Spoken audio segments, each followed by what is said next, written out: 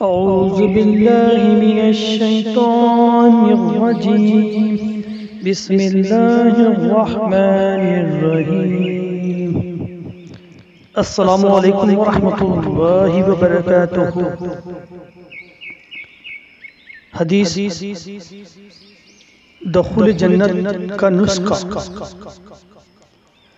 हज़रत अबू सईद ख़िदरी रज़ियल्लाहु ताला अन्हु से रिवायत है, नबी अकरम सल्लल्लाहु ताला अलैहि वसल्लम ने इरशाद फरमाया, जिसने पाक यानी हलाल रिज़्क़ खाया और सुन्नत पर अमल किया, यानी जिंदगी तरीक़ा नबी सल्लल्लाहु ताला अलैहि वसल्लम के मुताबिक गुजारी कि हर मामला और हर काम में सुन्नत की इत्तिबा का ख्याल रखा और लोग इसकी ज़्यादतियों से महफूज रहे तो वो जन्नत में जाएगा।